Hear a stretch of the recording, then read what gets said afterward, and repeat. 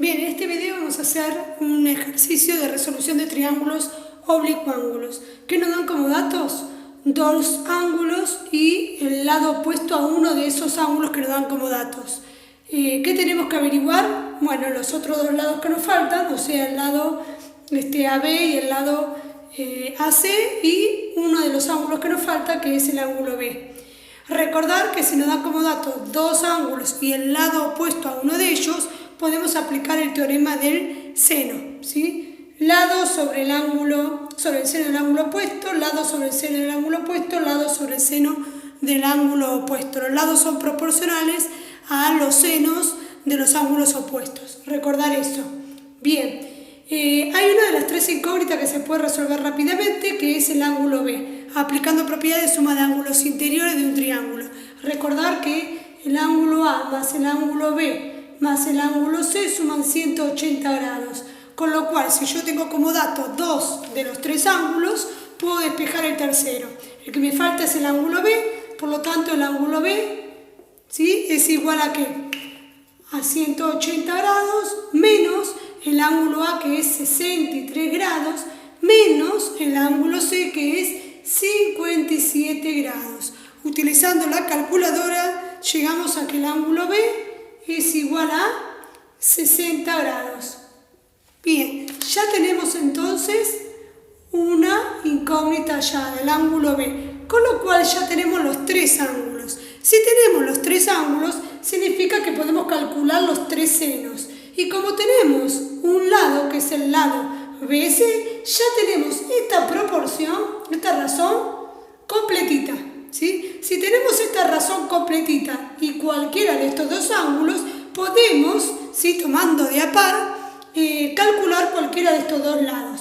Por ejemplo, podemos empezar con el lado AB. Entonces, para calcular el lado AB, voy a tomar esta razón que está completa y esta razón que solamente me falta el lado B, porque el ángulo C lo tengo como dato.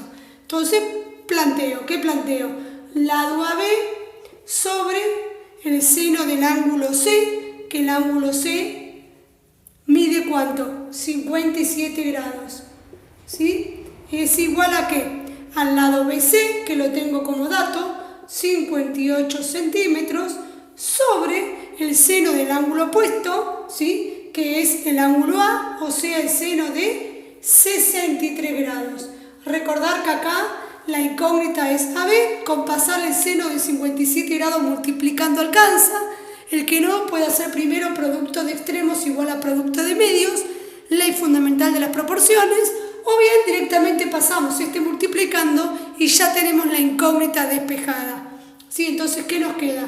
Que el lado AB es igual a 58 centímetros sobre el seno de 63 grados por el seno de 57 grados.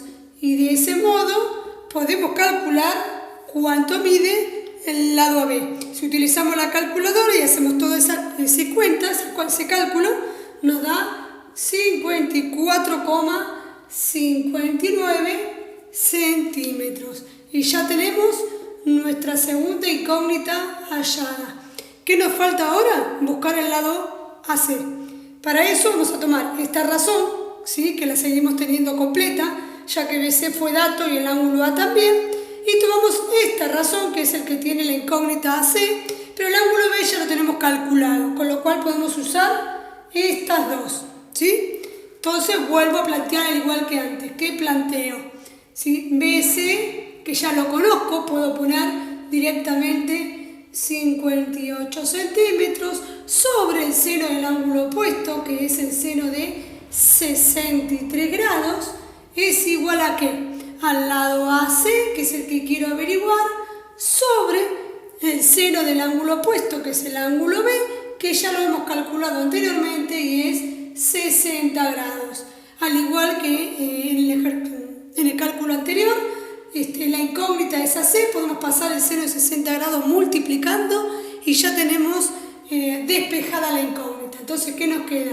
58 centímetros sobre seno de 63 grados por seno de 60 grados es igual al lado AC que estamos buscando, ¿sí? Hacemos este cálculo con la calculadora y obtenemos que el lado AC mide aproximadamente 56,37 centímetros, ¿sí? Este es un claro ejemplo en donde podemos utilizar el teorema del seno, ya que nos dan como dato dos ángulos y el lado opuesto a uno de esos ángulos, ¿sí?